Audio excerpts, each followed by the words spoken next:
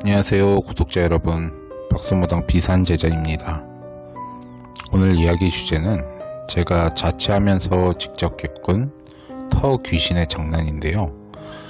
대학생 자취나 혼자 사는 1인 가정, 직장이나 학업, 출장 등으로 어쩔 수 없이 혼자 살게 되는 경우들이 있기 마련인데요. 공포영화를 관람하거나 친구들과 무서운 이야기를 하거나 TV 등으로 범죄에 관련된 내용을 접하면 특히 혼자 거주하는 경우 유독 겁먹는 경우들이 있기 마련이죠. 때는 제가 신내림을 받기 한참 전인 막 24살이 되던 무렵, 저 때만 해도 지금처럼 깔끔한 원룸이 아닌 일반 다세대 주택의 300에 30, 500에 25나 옥탑방 등에서 주로 자취를 하던 시절인데요. 그때부터 저는 무언가 보이고 들리지만 신내림을 받지는 않았어요. 서울 마포구 홍대 근처 옥탑에서 살았는데 공장에서 몇 달 일한 돈을 조금 모아서 이사를 간 거예요. 그때 옥탑방은 건물이 매우 작은 공간이고 문이 이중으로 되어 있는 구조예요.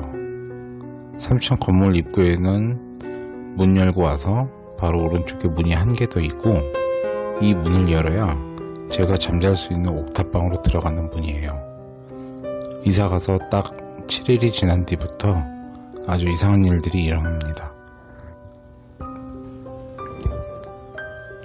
그 건물이 예전에 어떤 자리였는지는 모르겠는데 할머니 할아버지들이 경로장에서 잔치 벌이듯이 노인네들 노래 부르고 난리 부르스에 혼자 있는 집의 남자가 서서 오줌 싸는 소리가 들리고 잠을 안 재우는 거예요.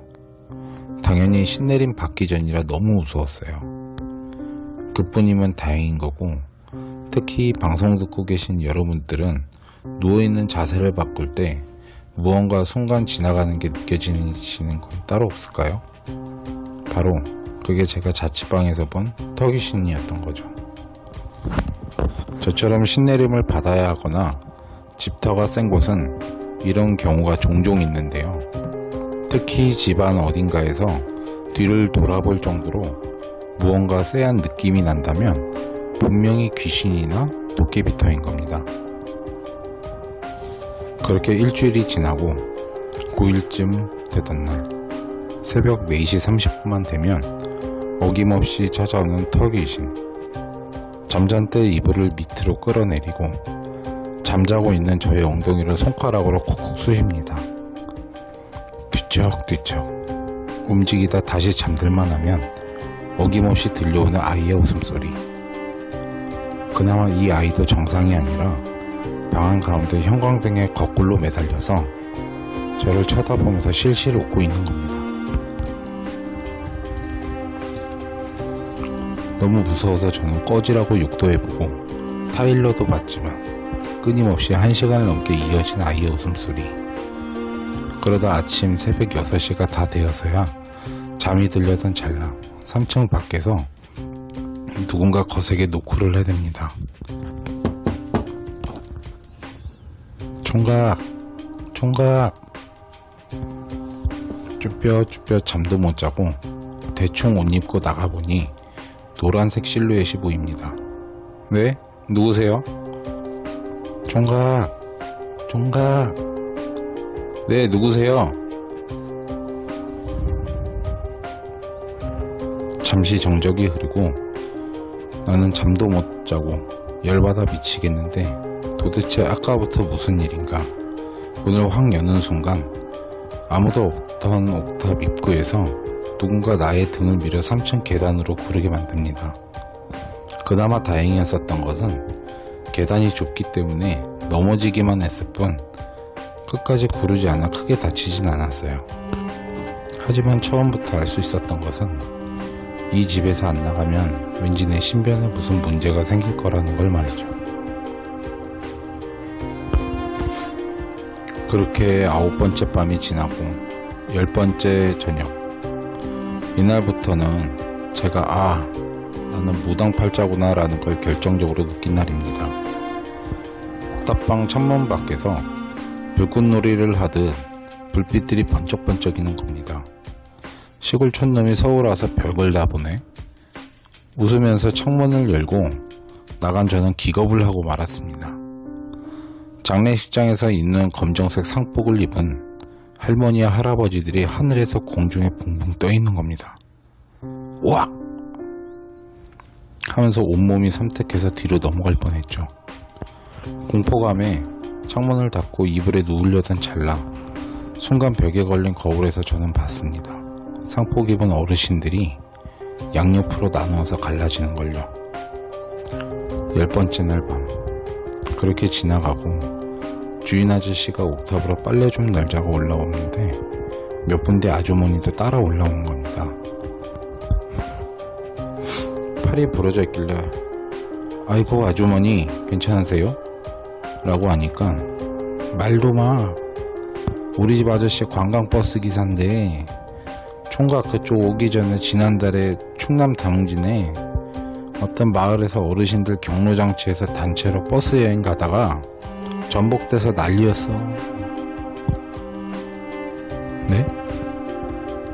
근데 아저씨는 괜찮아 보이시는데요? 저 사람은 도로 옆에 차 대놓고 오줌 싸러 갔다가 뒤에서 다른 버스 가서 그대로 들이받아가지고 어르신들 6명 돌아가셨어. 아, 그러셨구나.